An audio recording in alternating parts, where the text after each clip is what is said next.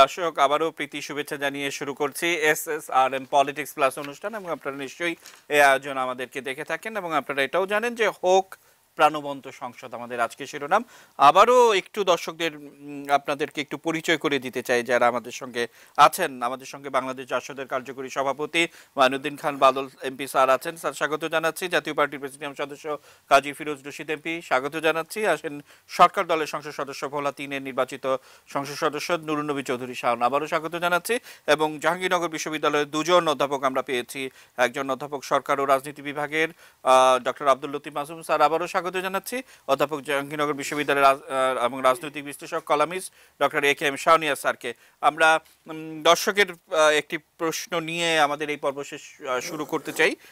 কাজী ফিরোজ রশিদ চৌধুরী, আপনাকে দিয়ে আমরা একটু প্রশ্নটি নিব। দর্শক, আপনি আপনার নাম বলে প্রশ্নটি করুন। আচ্ছা, আমরা হয়তো কিছুক্ষণের মধ্যে দর্শকের প্রশ্নটি পাবো।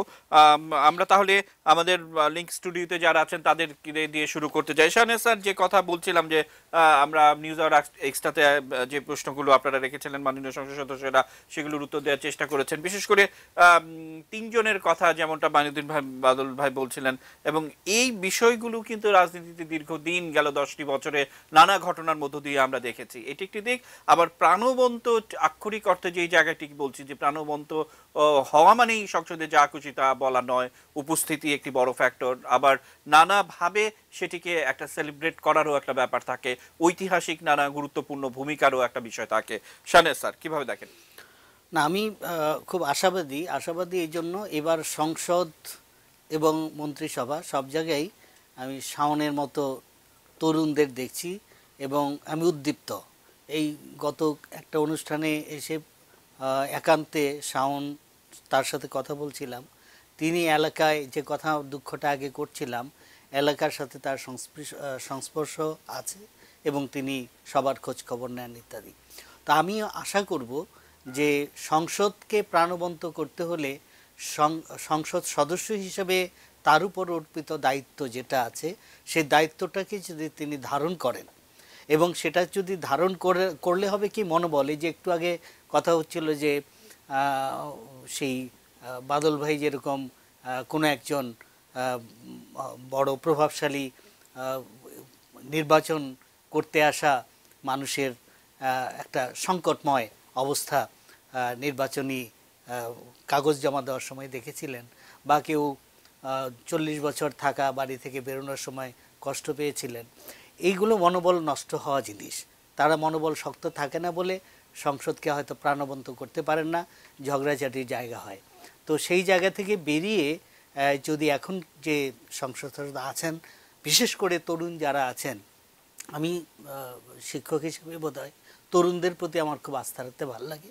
এবং আমি মনে করি এই তারা যে আমাদের অস্বস্তিগুলো ছিল এতকাল, যে তারা ঠিকমতো সংসদে থাকেন না, কথা বলেন না, বা এলাকায় নিজের লোকজনের সাথে তারা তেমন করে তাদের ভালো মন্দের সাথী হন না, এই জায়গাটা থেকে আমরা যদি অনেকটা মুক্তি পাই এবং পাবো বলেই আমি আশা করি, তাহলে তাদের মনোবল শক্ত থাকবে। আর শক্ত মনোবলের মানুষ সংসদকে উজ্জীবিত করতেই পারেন। সুতরাং প্রাণবন্ত না হওয়ার কোনো কারণ নেই, আমরা আশা করছি তাদের নিয়ে। জি, অসংখ্য ধন্যবাদ। আমরা লতিফ মাসুম স্যারের কাছে যেতে চাই যে স্যার, যে বিষয়গুলো বারবার ঘুরে ফিরে আসে, প্রাণবন্ত না হওয়ার কি কি কারণ? নিশ্চয়ই এই বছরগুলোতে, আগের বছরে নানাভাবে আপনারা দেখেছেন যে কি কি কারণে একটা সংসদ প্রাণবন্ত হয় না, সেটিও কিন্তু একটি নোটিস করার জায়গা। স্যার, কিভাবে দেখেন? প্রথমেই বলে নেওয়া প্রয়োজন যে সংসদীয় রাজনীতিতে opposition is part of government. সারা পৃথিবীতে বিরোধী দলীয় নেতাকে মন্ত্রীর মর্যাদা দেওয়া হয় এবং বাংলাদেশেও। কিন্তু আমরা অত্যন্ত দুঃখের সাথে লক্ষ্য করেছি এই সংসদ এবং আগের সংসদে বিরোধী দলের কোনো অস্তিত্ব ছিল না। বলা হয়ে থাকে যে জাতীয় পার্টি বিরোধী দলের ভূমিকা পালন করেছে, লোকেরা হাসাহাসি করে তাদেরকে গৃহপালিত বিরোধী দল বলে।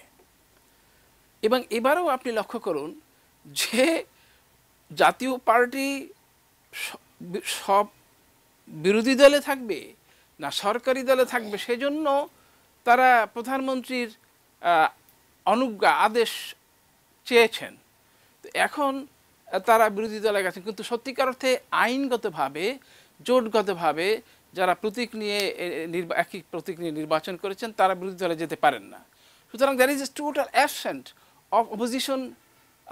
এই দুটি পার্লামেন্টের ব্যাপারটা সত্য। এর আগের কথা ধরেন, এর আগে বিএনপি যখন বিরোধী দলে ছিল তখন তারা মানে কথায় কথায় বা কারণে অকারণে ওয়াকআউট করেছেন, অবশেষে সংসদ বর্জন করেছেন। এই সংসদ বর্জনের এই রেকর্ড বিএনপি এবং আওয়ামী লীগের সমান সমানই। যখন আমরা বাই পার্টি সিস্টেমটা আমরা দেখলাম যে আওয়ামী লীগের পর বিএনপি, বিএনপি পর আওয়ামী লীগ এই 2-3টা টার্মে এসছে, তখনও যখন আওয়ামী লীগ পজিশনে থাকে তখন বিরোধী দল বিএনপি অনুপস্থিত থাকে, আবার যখন আওয়ামী লীগ পজিশনে তখন বিএনপি অপোজিশনে। এই যে অসংস্কৃতি, সংসদীয় আমি বলবো যে সংস্কৃতির ব্যতিক্রম, এটি হওয়া উচিত নয়। এটি হওয়ার বড় কারণ হলো যে সবাই আমরা এটা বুঝি যে আমাদের রাজনীতিতে বড় একটি আস্থার সংকট সৃষ্টি হয়েছে। আমরা অপোজিশন, সবাই কি চিরকাল ক্ষমতায় থাকবে? একদল অপোজিশনে যাবে, একদল হারবে, একবার জিতবে, এটাই তো খেলার নিয়ম। কিন্তু আমাদের রাজনীতিবিদরা খুব কষ্টের সাথে আমাদেরকে বলতে হচ্ছে যে তারা এই মানে রুল অফ গেমস, এই খেলার নীতি মেনে চলতে চাচ্ছে না। সবসময় ক্ষমতাকে সর্বস্ব এবং ক্ষমতাকে সর্বাত্মকভাবে তারা গ্রহণ করেন, এবং তারা এখনও আপনারা দেখতে পাচ্ছেন যে ক্ষমতাকে, যারা ক্ষমতায় তারা ওই যে আমরা বলি যে উইনার টেক্স অল, তারাই সবকিছু। এটা বিএনপির ব্যাপারে সত্য এবং আওয়ামী লীগের ব্যাপারে সত্য। অসংখ্য ধন্যবাদ কাজী ফিরোজ রশীদ, আপনি নিশ্চয়ই আপনার অনেক কিছু বলার আছে। Thank you. আসলে সংসদ মানে এই নয় যে বিরোধী দলের একজন দাঁড়িয়েই সরকারকে কে কত গালাগালি করতে পারে, অসভ্য ভাষা ব্যবহার করতে পারে, কতটা টেবিল চাপড়াতে ভাঙাচুরা করতে পারে, এবং বডি ল্যাঙ্গুয়েজ এই সমস্ত কত জঘন্য করতে পারে। এইটা যদি সংসদীয় রাজনীতি হয় তো সেই রাজনীতি আমাদের এখন থেকে পরিহার করতে হবে। আমরা দেখছি আমাদের আগের সংসদে প্রতিযোগিতা, যে জঘন্য ভাষায় কথাবার্তা সংসদের সদস্যরা বলেছেন, নারায়ণগঞ্জে পতিতালয়েও এই ধরনের কথাবার্তা হয় না। তাহলে সেটা কি সংসদ আমরা বলবো? সেটা কি সংসদীয় রাজনীতি বলবো? আমরা যদি আপনি দেখে থাকেন গত সংসদে ব্যাংকের উপর যত সমালোচনা আমি ব্যক্তিগতভাবে করেছি, সরকারের যে তীব্র সমালোচনা করেছি, কিন্তু আমাদের একটি কথাও, একটি ওয়ার্ড এক্সপান্স করতে পারিনি। কেন? আমরা সংসদীয় রাজনীতি লেখাপড়া করে ফ্রেমওয়ার্কের মধ্য থেকে বেরোই নাই। আমরা জানি যে আমি যদি ফ্রেমওয়ার্কের মধ্যে থেকে একটু বেরিয়ে যাই আমাকে এক্সপান্স করে দেবে, আমাকে স্পিকার ঘর থেকে বের করে দেবে, এমন কথা বলেছি। মানে অর্থমন্ত্রী পদত্যাগ চেয়েছি, শিক্ষামন্ত্রী পদত্যাগ চেয়েছি। বলছি যে মাননীয় অর্থমন্ত্রী, আল্লাহর রাস্তায় আপনি মাফ করেন, আপনি বলছেন যে আগামীতে আসবেন না, আপনি আজকে থেকেই পদত্যাগ করেন, জাতি বেঁচে যাক। এই যে এখন বলতেছেন যে আমরা নতুন করে ভ্যাটের আইন আনবো, আমরা এইটার তীব্রভাবে বিরুদ্ধে করবো। ভ্যাট আপনি করেন, কিন্তু কতটা ভ্যাট করবেন, কতবার প্রয়োগ করবেন ভ্যাট? একবার ধরেন, দুইবার ধরেন। আপনি প্রোডাকশনের র মেটেরিয়ালস আনবেন তখন ভ্যাট ধরবেন, আপনি প্রোডাকশন করার পরে যখন বের করবেন তখন ভ্যাট ধরবেন, যে হোলসেল নেবে সে তখন বিক্রি করবে রিটেলারের কাছে ভ্যাট দিয়া, রিটেলার যখন পাবলিকের কাছে বিক্রি করবে সেও ভ্যাট ধরবে। 5 জায়গায় ভ্যাট দিতে গিয়ে যে দ্রব্যমূল্য যে দাম বেড়ে যায়, এটা আলটিমেটলি জনগণের ঘাড়ে যেয়ে পড়ে। এটার বিরোধিতা আমরা করবো। আমরা প্রত্যেকটা বিলে বিরোধিতা করেছি, সংশোধন এনেছি। ওনারা যদি এখন আমাদের কথা না শুনে, প্রবলেম হয়ে গেছে কি যে নতুন ভাবি কথা বলুক আর না বলুক, তার মুচকি হাসিটা সবার কাছে ভালো লাগে, আর পুরান ভাবিরা যত ভালো কথাই বলুক এটা ভালো লাগে না।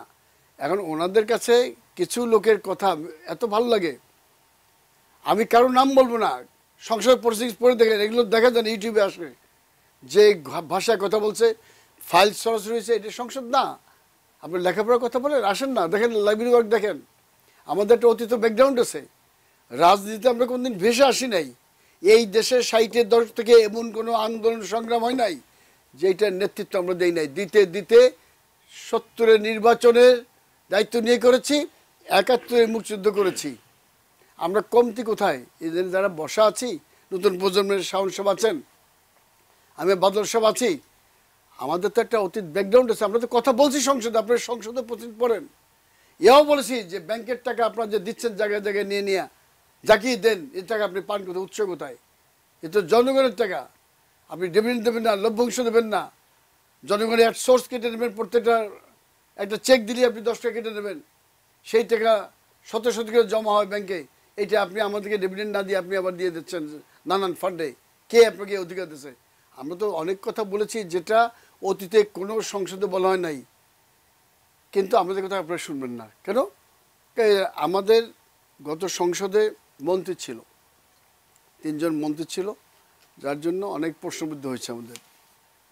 আমরা মনে করেছিলাম যে এটা দিয়ে করা যায় কিনা, সরকারের থেকে বিরোধিতা করা যায় কিনা, এই দেশে মানুষ এটা ভালোভাবে গ্রহণ করে নাই। যার জন্য প্রথমেই এবার আমাদের দলের চেয়ারম্যান হোসেন মোহাম্মদ সাহেব উনি সিদ্ধান্ত নিয়েছেন যে আমরা এবার বিরোধী দলে থাকবো। আরেকটি কথা, যে আমরা কিন্তু লাঙ্গলে ভোট করেছি, আমরা কোনো নৌকায় উঠিনি, নৌকায় ভোট করি নাই। যেহেতু দেখলাম যে বিএনপি জামাত নিয়ে জোট করেছেন 20 দল, অনেকগুলো দল, আমি নাম বলবো না, তাদের নিয়ে জোট করলেন এবং পরবর্তী সময় তারা আবার ডক্টর কামালের নেতৃত্বে এসে একটি ঐক্য ফ্রন্ট করলেন। আমরা কিন্তু 14 দল ছিল আওয়ামী লীগের সাথে, সেখান থেকে জাতীয় পার্টির ওই নির্বাচনী যোগ করছি। আমরা সংসদে সরকারে থাকবো কি আমি আলাদা সরকার বানাবো, এটা আমরা তাদের বলি নাই। এমন তো হতে পারতো যদি বিএনপি ভোট পাইতো, এমন সংখ্যক ভোট যে ভোটটা আমাদের দরকার হয় ক্ষমতা যাইতে হলে, তাহলে আমরা তো চন্দ্রশেখর মতন ক্ষমতায় বসতে পারতাম। আমরা তো আজকে আওয়ামী লীগের এসে থাকতাম না, আমরা তো নিজেই সরকার গঠন করতাম। আমাদের ধারণা ছিল যে বিএনপি অন্তত এখান থেকে 100 সিট পাবে, অন্য দল 25টা পাবে, আমরা 40টা পাবো, তাহলে তো সরকার আমরা গঠন করতেই পারি। কিন্তু তা হয় নাই। কেন হয় নাই? আওয়ামী লীগ নেত্রী শেখ হাসিনার দূরদর্শিতা, তার রাজনৈতিক কৌশল, নির্বাচনী কৌশল, তার দৃঢ়তা, দক্ষতা এবং এই মহাজোটকে সে নিয়ে গেছে একদম তুঙ্গে। এটা 5টা সিট পাইছে বিএনপি। 70-এ কী হয়েছিল? 70-এ বঙ্গবন্ধু একটা স্বপ্ন দেখেছিল জাতিকে। কি স্বপ্ন? স্বাধীনতার স্বপ্ন। আমরা যারা তরুণ সেদিন বিশ্ববিদ্যালয়ের ছাত্র, আমরা পাগল হয়ে গেছিলাম যা পাকিস্তানিদের বৈষম্য, আমাদের প্রতি তাদের যে অবিচার, তার বিরুদ্ধে আমরা ফুঁসে উঠেছিলাম বাঙালিরা। এবং পাকিস্তানে মনে করেছিল অন্তত 50টা সিট পাবে মুসলিম লীগ, 30টা পাবে। কিন্তু দেখা গেল নির্বাচনের পরে মাত্র 2টা, ওই রাজা ত্রিদিব রায় চৌধুরী রাঙামাটির এবং নুরুল আমিন, 2টা বাদে আর কোনো সিট পায় নাই। সমস্ত সিট বঙ্গবন্ধুকে উপহার দিয়েছে বাংলাদেশের মানুষ। তারপর আমরা দেশ স্বাধীন করলাম।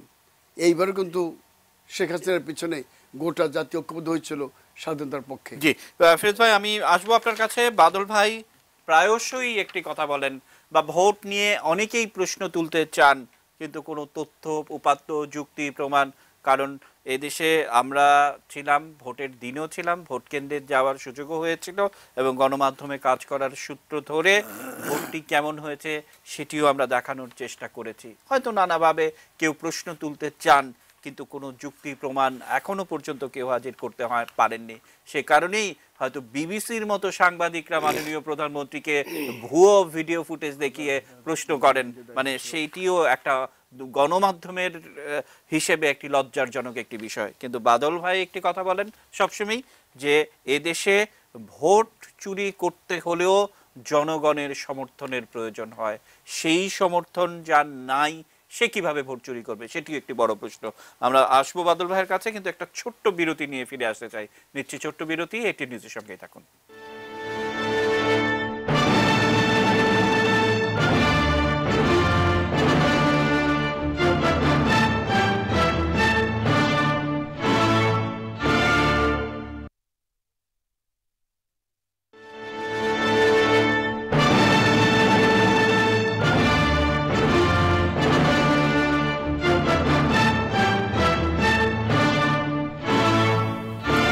দর্শক বিরতির পর আবার আমন্ত্রণ জানাচ্ছি, দেখছেন এটি নিউজ। একজন দর্শক আছেন। দর্শক, আপনি আপনার নাম বলে প্রশ্নটি করুন।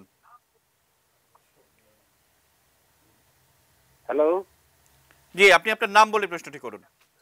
হ্যাঁ, অনিল কুমার রায়, ইসলাম, বালিয়াকান্দি, রাজবাড়ি। জি বলুন। হ্যাঁ, বলছি আমি ফিরোজ স্যারের কাছে আর কি একটা প্রশ্ন। যে আপনারা তো কালকে আগামীকাল সংসদে যাবেন, তা আমরা তো প্রান্তিক কৃষক, একেবারে হতদরিদ্র। তাহলে ব্যাংক থেকে লোন টোন নিয়ে এই যে কৃষি পণ্য উৎপাদন, যেমন 400 টাকা মন, এই 400 টাকা মন পেঁয়াজ বেশি ধরেন আমরা তো আমাদের বিটপাড়ি যা আছে সব থেকে ধরি। তা আমাদের এই প্রান্তিক কৃষকের জন্য সংসদে যাইয়ে দয়া করে মাননীয় প্রধানমন্ত্রীর কাছে বলছি, এই যে ভারতের পেঁয়াজ আনিয়ে আমাদের যে সর্বশান্ত করতেছেন, বাহ, হ্যাঁ হ্যাঁ হ্যাঁ, এটা তো মারা যাবো। জি জি, আপনি আপনার নামটা বলবেন, আপনার নামটা কি একটু বলবেন? করবেন তা দয়া করে এলসি টেলসি একটু বন্ধ করে আমাদের বাঁচানোর ব্যবস্থা করেন।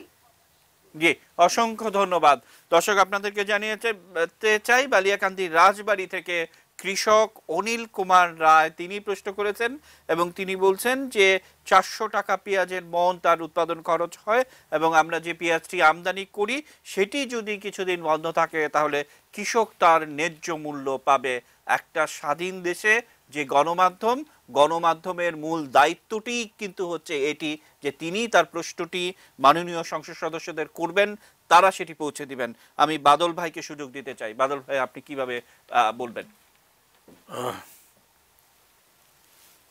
আমি প্রথমে এই যে বন্ধু রাজবাড়ি থেকে অনিল কুমার রায়, অনিল বাবুকে বলবো, আপনার প্রশ্নটি, আপনার বিষয়টি এই সংসদে আমি কাজী ফিরোজ রশিদ, ওই আমার ছোট ভাই চৌধুরী, হ্যাঁ। শাওন, এটা পবিত্র দায়িত্ব হয়ে গিয়েছে এটা তোলার, সেটা আপনি দেখবেন তোলার পরে নিশ্চয়ই তুলব। একটা কথা বলি, এটা বলেই শেষ করি, সময় কম, বাকিদেরকে দেন। রাজনীতির বিউটি হলো যে আপনি যখন পলিটিক্যাল মুভমেন্ট করেন সেই পলিটিক্যাল মুভমেন্ট কিন্তু ক্রাইস্টালাইজড হয়ে যায় একটা স্লোগানে, তখন আপনি বুঝবেন তুঙ্গ মুহূর্ত আসতেছে। এই যে একটা স্লোগান আসলো, জয় বাংলা, লক্ষ্য করেন 22-24 বছরের যে সংগ্রাম, সেই সংগ্রামটার ক্লাইম্যাক্স হলো যখন আমি বলছি জয় বাংলা, মানে আমি আসি পাকিস্তানে বন্দনা গাইতেছি, আরেকটি দেশ যে দেশ জন্ম নেয়নি। আমার মানসিক ডিসোসিয়েশন ফ্রম পাকিস্তান, এই স্লোগান, এই চূড়ান্তকণের স্লোগানও কিন্তু মানুষ বের করে আনে। এইবার আপনি লক্ষ্য করেন বিএনপি জিতবে, আরে ঘোড়ার ডিম, স্লোগানেই নাই বেটা, জিতবি কেমনে? আওয়ামী লীগ স্লোগান একটা বাইর করলো, গান কি, জয় বাংলা, জিতবে এবার নৌকা। অসুস্থ, বাড়িতে পারি না, রাত্রে 11টার দিকে বাইরেছি, কি অবস্থা একটু দেখার জন্য। দেখি যে গ্রামে গঞ্জে শালার এইটা বাজাইয়া চার দোকানে নাচতেছে। ইউ মাস্ট রিমেম্বার, মানুষের প্রাণের সুরটাকে টাচ করতে হলে then people will dance and you know your time has come. আমার বিরোধী বন্ধুরা, হ্যাঁ, ডাক্তার কামাল সাহেব, ওই খালি বড় বড় পুস্তক দেখাইলে হবে না, মানুষের যে সুর বাজে এই সুরে টান দিতে হবে, সেটার কোনো যোগ্যতা আপনারা দেখাতে পারেন নাই। অথচ শেখ হাসিনা একটা সিম্পল গান, এই কি, জয় বাংলা, জিতবে এবার নৌকা, সারা বাংলাদেশ এই স্লোগানে নাচছে। তো সুতরাং আমি শেষ করব, আপনি মানুষকেই চিনলেন না, বাংলাদেশকেই চিনলেন না, মাটিকেই চিনলেন না, এইভাবে রাজনীতি করে বেশি দিন টিকবেন না, এটাই আমার ভবিষ্যৎবাণী।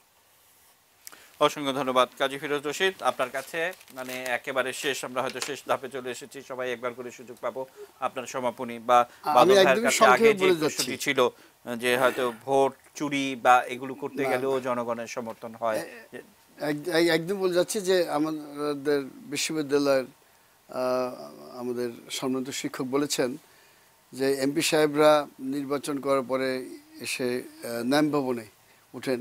এটা কিছুটা সত্য যে অনেক এমপি সাহেবকে নিজে টেলিফোন ধরেন না, ধরেন হইলো তার ওই যে পিএস সিপিএস কতজন যে রাখেন, এইগুলো উচিত না।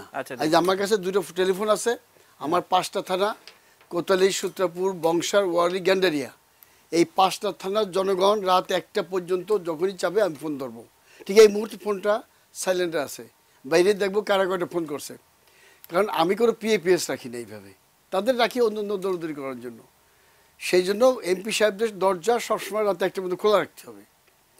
আমি ব্যক্তিগতভাবে ঢাকা শহর থাকি, নেমফ্লারে থাকি না কোনো দিন, কিন্তু ওনাদের এইটা সতর্ক থাকতে হবে। কারণ একজন মানুষ জানি যে ফিরে না আসে তার দরজা থেকে, তার কোনো অনুগত লোক দিয়ে জানি তাদের ফিরে না দেওয়া হয়।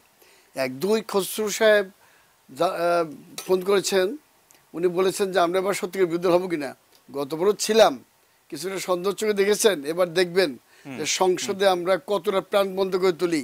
এই সংসদ অতীতে যে কোনো সংসদ থেকে অত্যন্ত বেশি প্রাণবন্ত থাকবে এবং কার্যকরী সংসদ হবে, ইতিহাসে এটা লিপিবদ্ধ থাকবে। কারণ একটি কথা বাদল ভাই বলেছেন যে আমরা স্বাধীনতা যারা যুদ্ধ করেছিলাম তাদের জন্য হয়তো বা এটাই শেষ সংসদ হতে পারে।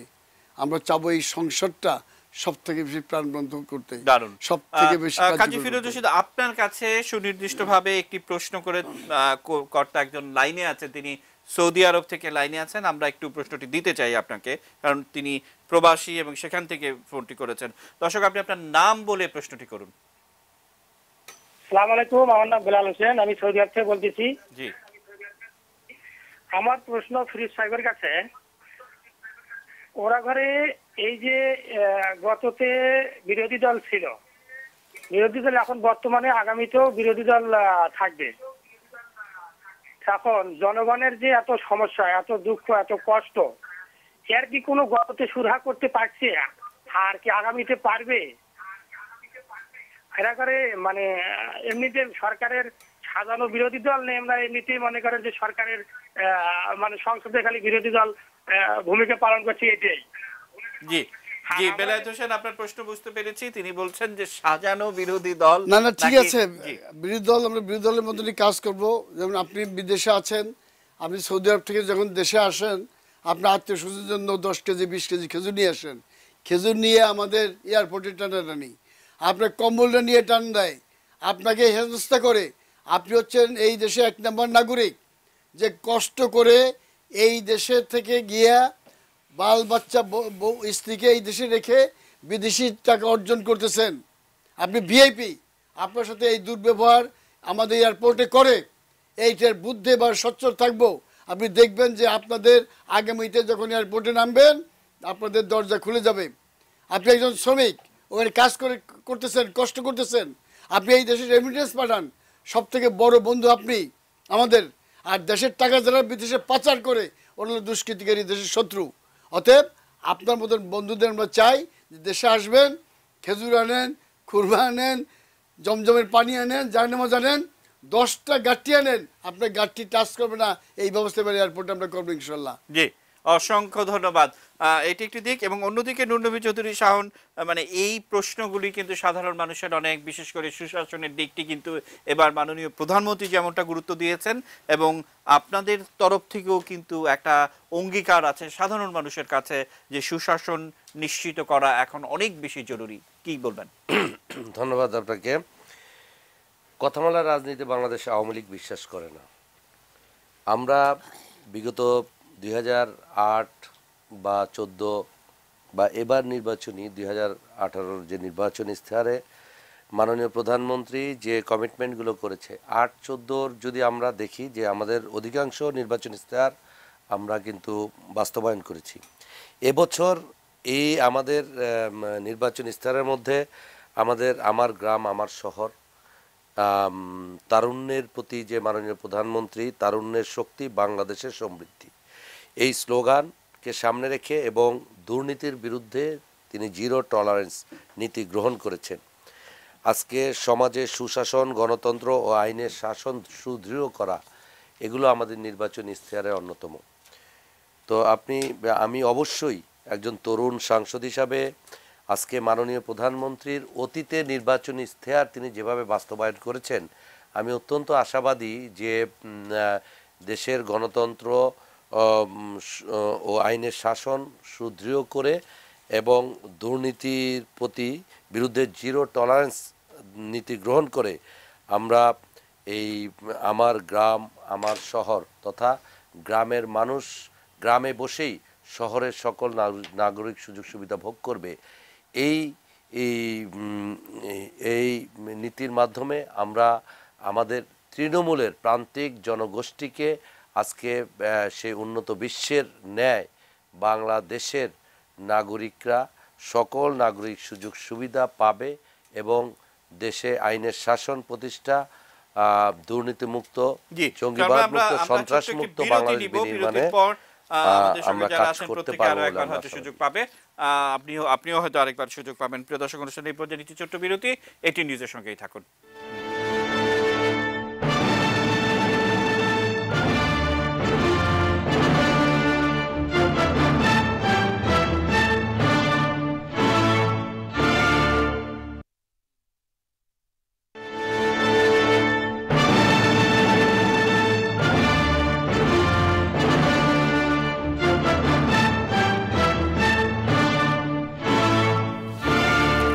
দর্শক, বিরতির পর আবার স্বাগত জানাচ্ছি। হোক প্রাণবন্ত সংসদ আমাদের আজকের বিষয়। আমরা একেবারে শেষ ধাপে চলে এসেছি। সবাই একেবারে একবার করে সুযোগ পাবেন। লতিফ মাসুম, কোনো প্রশ্ন থাকলো না আপনার কাছে, আমরা শেষ করব। আপনার সমাপনী শেষ বক্তব্য কি বলবেন? আচ্ছা, আমি প্রবীণ রাজনীতিবিদ মঈনুদ্দিন খান বাদলকে অভিনন্দন জানাই। আসলেই যে যারা প্রবীণ বা যারা এই জাতির অভিভাবক, তাদের কাছে আমাদের অনেক শেখার আছে। তিনি একটি কথা বলেছেন যে এই হোমোজিনিয়াস নেশনকে বিষাক্ত অবস্থায় ঠেলে দেওয়া হয়েছে। এই বিষয়টির প্রতি আমি গোটা জাতির অভিভাবক সাংসদদের দৃষ্টি আকর্ষণ করি।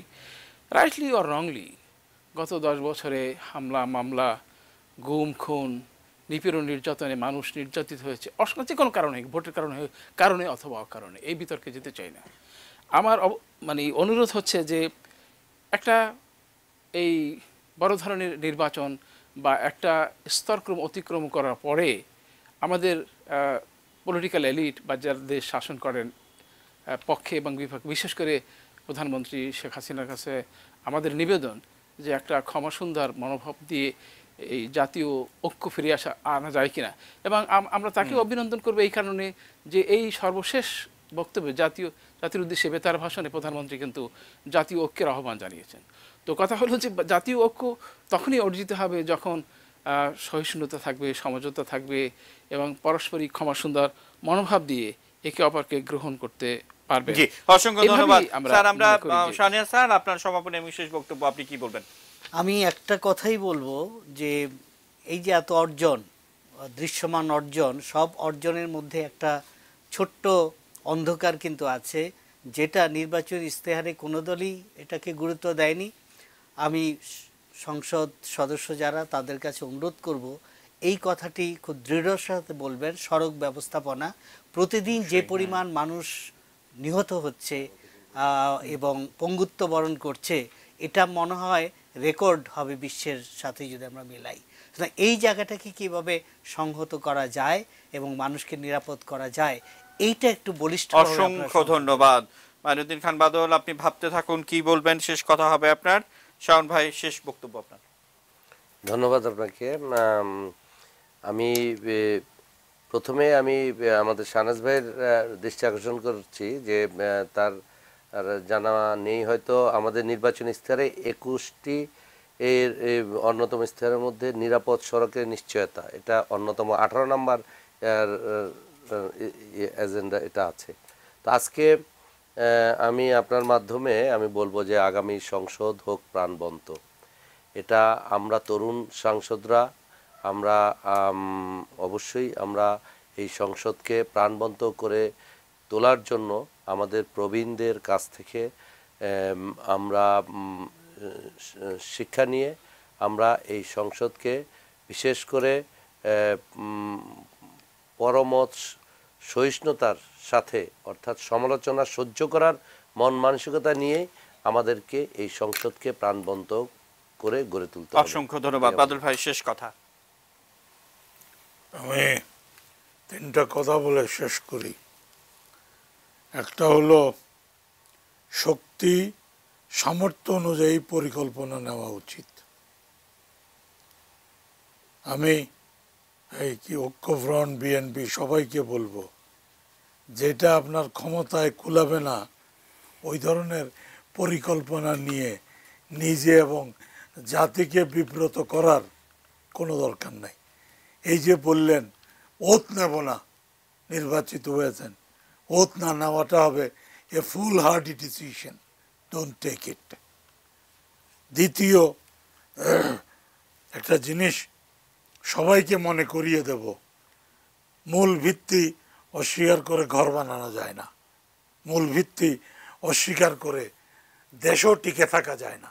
এবারের নির্বাচন এটা কিন্তু একটা প্রমাণ যে বাংলাদেশের ভিত্তি অস্বীকার করে বেশি দিন আর মানুষ কোনো কিছু স্বীকার করবে না। লাস্টলি একটা কথা আমি সবার উদ্দেশ্যে বলতে চাই, don't malign the parliament. In that case you are burning the last breeze to democracy. সবাইকে ধন্যবাদ। অসংখ্য ধন্যবাদ। আমরা আসলে বাদল ভাই যে কথাটি বললেন শেষ কথা, সেই সূত্র ধরেই আমরা বলতে চাই যে নবীনের হাত ধরে প্রবীণদের অভিজ্ঞতা নিয়ে যেভাবে আমরা বাংলাদেশকে এগিয়ে যেতে দেখছি সেভাবেই এই পার্লামেন্ট আরও বেশি প্রাণবন্ত হবে। সবাইকে শুভেচ্ছা অভিনন্দন জানিয়ে শেষ করতে চাই। আপনাদেরকে জানিয়ে রাখতে চাই এই অনুষ্ঠানটি 3টা 15 এবং পরের দিন সকাল 8টা 15 পুনঃপ্রচারিত হবে। দেখার আমন্ত্রণ জানিয়ে শেষ করতে চাই। শুভরাত্রি।